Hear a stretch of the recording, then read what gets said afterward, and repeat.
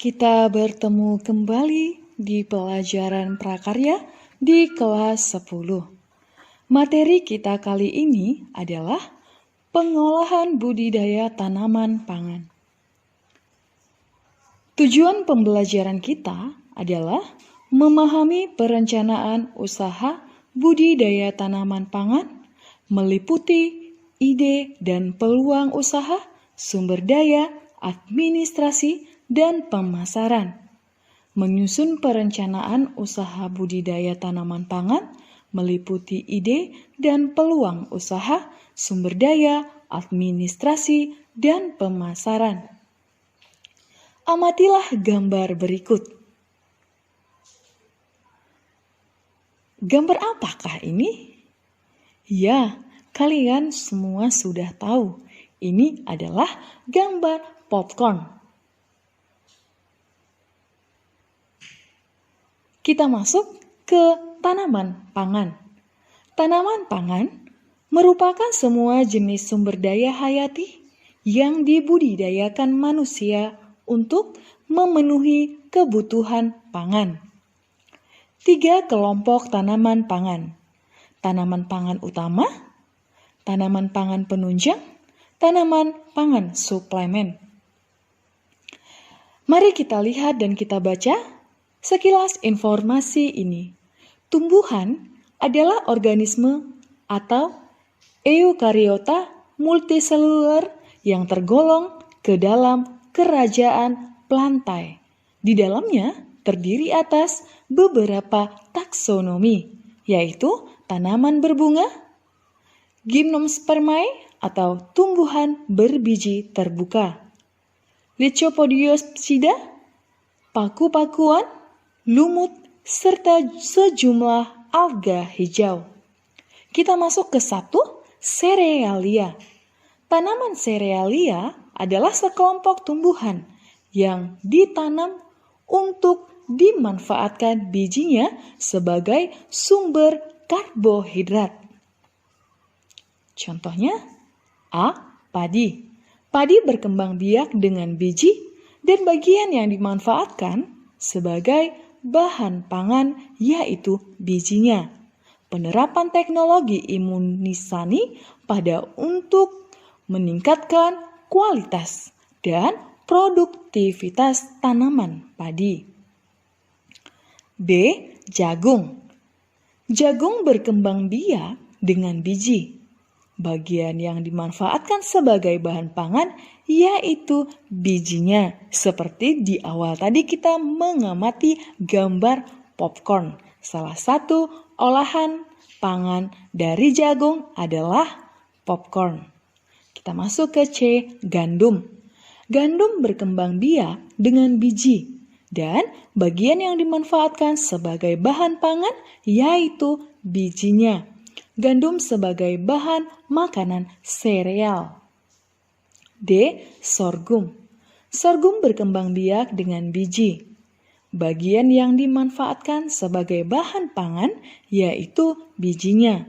Biji sorghum yang akan diolah menjadi bahan makanan. 2. Kacang-kacangan. Tanaman kacang-kacangan adalah sekelompok tumbuhan yang dibudidayakan untuk dimanfaatkan bijinya sebagai sumber protein dan lemak. A. Kedelai. Tumbuhan kedelai dapat tumbuh dengan baik pada tanah dengan pH 5,8 hingga 7,0 dan suhu optimum 25 derajat hingga 28 derajat Celcius. Kedelai berkembang biak dengan biji dan yang dimanfaatkan sebagai bahan pangan yaitu bijinya. B. Kacang tanah. Kacang tanah berkembang biak dengan biji dan dapat tumbuh dengan baik pada tanah dengan pH 6,0 hingga 6,5 serta suhu optimum 28 derajat hingga 32 derajat Celcius. C. Kacang hijau. Kacang hijau berkembang biak dengan biji. Kacang hijau dimanfaatkan untuk bahan makanan dan minuman seperti bubur dan sirup. 3. Umbi-umbian. Tanaman umbi-umbian adalah tumbuhan yang dibudidayakan untuk dimanfaatkan umbinya. A. Ubi kayu. Ubi kayu dapat tumbuh baik pada tanah yang berstruktur remah gembur. Ubi kayu berkembang biak dengan stek batang.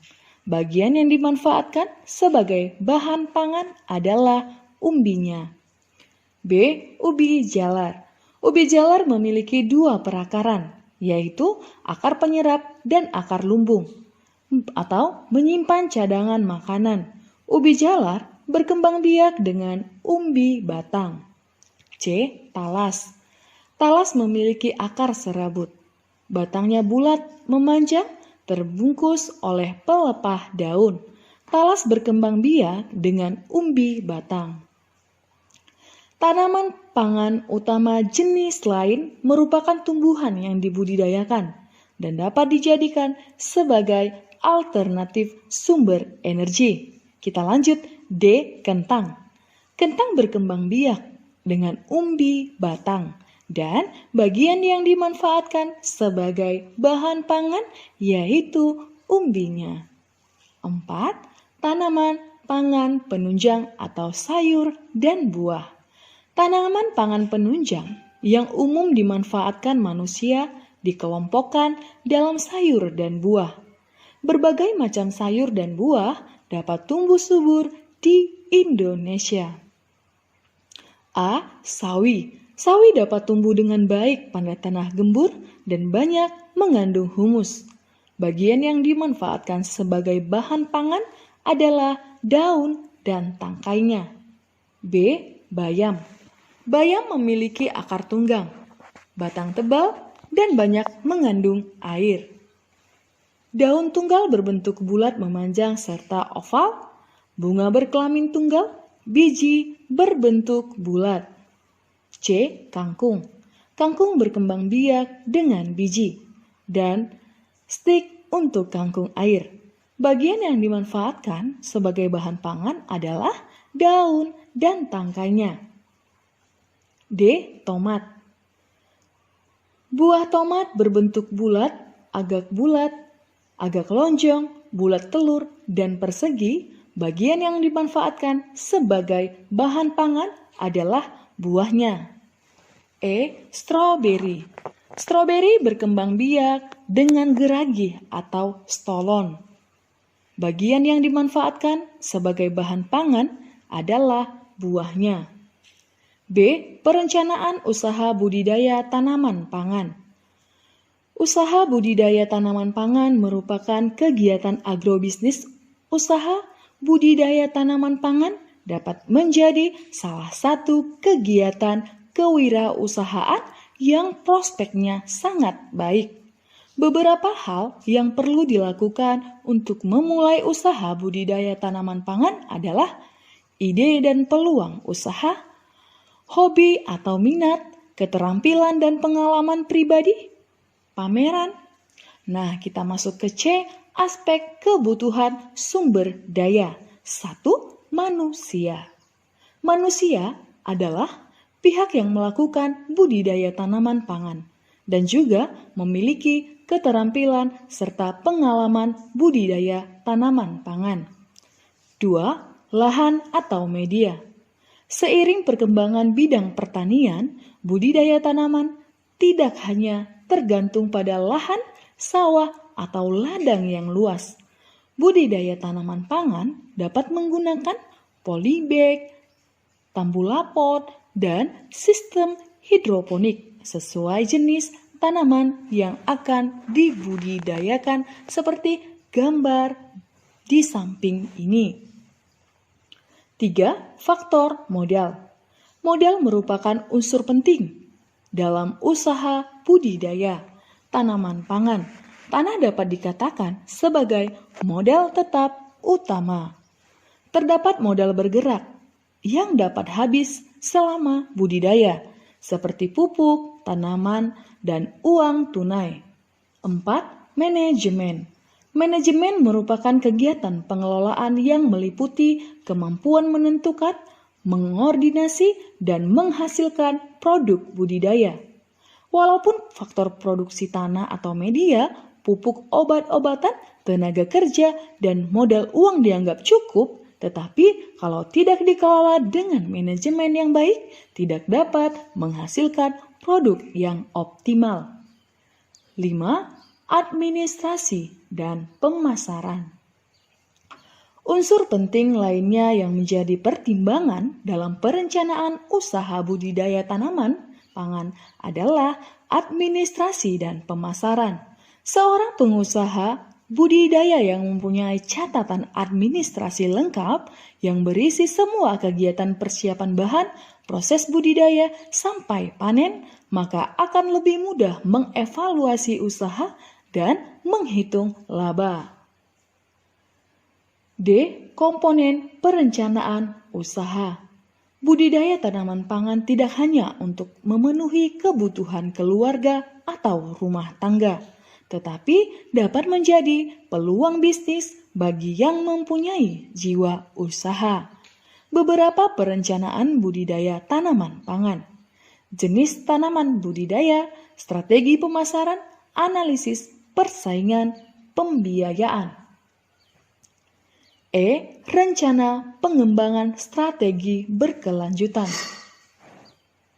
Rencana pengembangan dalam usaha budidaya tanaman pangan meliputi pengembangan jenis tanaman, strategi pemasaran, dan hal lain sesuai dengan kebutuhan.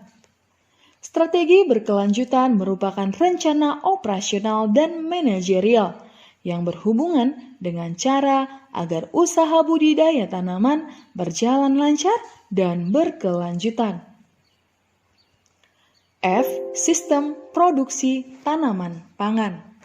Ketersediaan pangan adalah kondisi ketersediaannya pangan dari hasil produksi dalam negeri dan cadangan pangan nasional serta impor apabila kedua sumber utama tidak dapat memenuhi kebutuhan. Beberapa kegiatan sistem produksi budidaya tanaman pangan adalah pengolahan lahan, pemilihan benih, penanaman, pemupukan, pemeliharaan tanaman, perlindungan tanaman, panen dan pasca panen, alat dan mesin pertanian, harga pokok produksi. Sekian pembelajaran prakarya kita pada kali ini. Terima kasih karena sudah belajar bersama sahabat prakarya. Silahkan tekan tombol like, subscribe, share, dan komen.